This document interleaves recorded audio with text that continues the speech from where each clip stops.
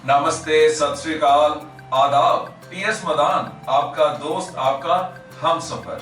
आप Pareto principal के बारे में तो जानते ही होंगे। परेटो प्रिंसिपल यानी 80-20 रूल।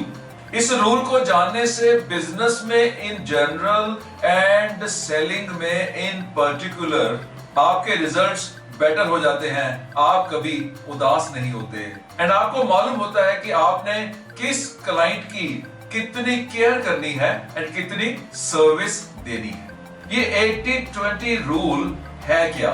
1906 में एक इटालियन इकोनॉमिस्ट विल्फ्रेडो परेटो ने एक फॉर्मूला दिया था कि 20% लोगों के पास कंट्री की 80% दौलत है एंड 80% लोगों के पास केवल 20% ही दौलत है।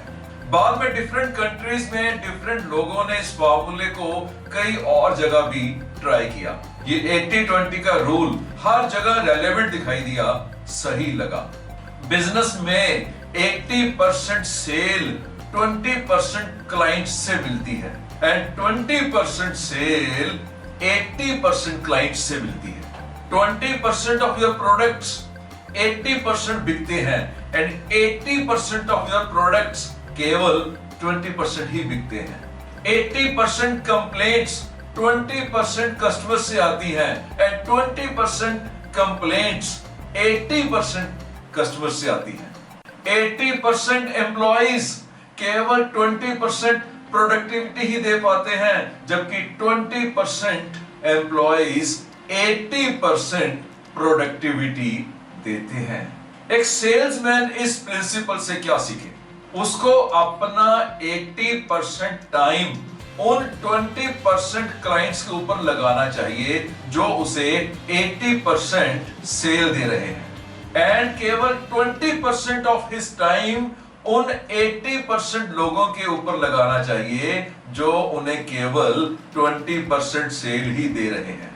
आपने एक एनालिटिक तैयार करना है कि कौन सा कस्टमर कितनी सेल दे रहा है, फिर 80-20 फॉर्मूले के मुताबिक उनको क्लासिफाई कर देना है। पहली क्लासिफिकेशन होगी कस्टमर्स जो 80% सेल देते हैं, ये 20% ही होंगे और इन लोगों के ऊपर आपका टाइम, आपकी एफर्ट्स, आपकी इन्वेस्टमेंट, आपकी प्लानिंग कितनी लगनी चाहिए? 80%। यस।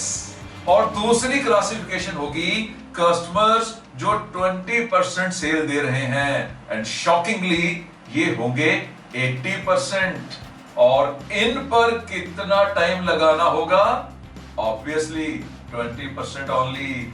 आप कोई भी प्रोडक्ट लॉन्च करते हो, कोई भी ऑफर लॉन्च करते हो, उसको इस तरह से टारगेट करना है कि कस्टमर्स 20% कस्टमर्स जो आपको 80% सेल दे रहे हैं उन पर ज्यादा फोकस रहे।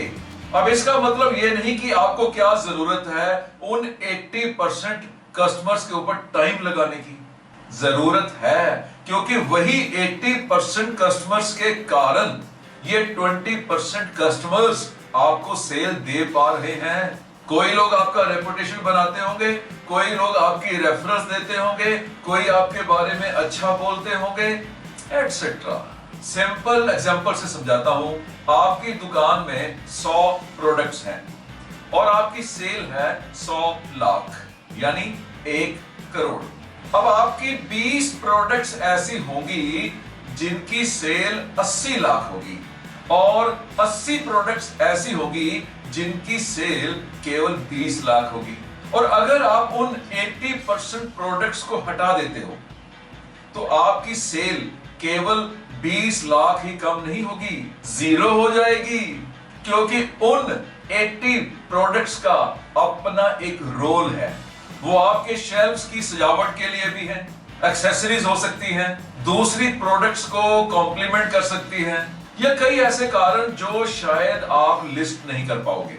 मेरी YouTube वीडियोस में 20% वीडियोस 80% व्यूज देती हैं एंड 80% वीडियोस केवल 20% व्यूज देती हैं।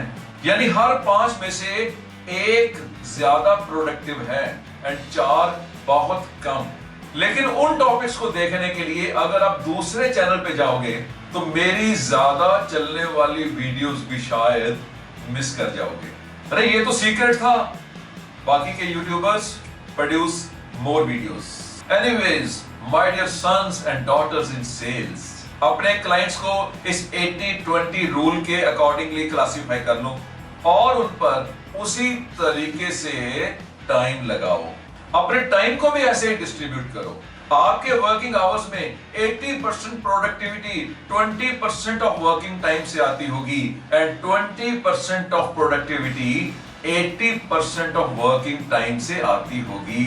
So plan accordingly, stay blessed, stay motivated, keep watching my videos, keep learning, keep growing.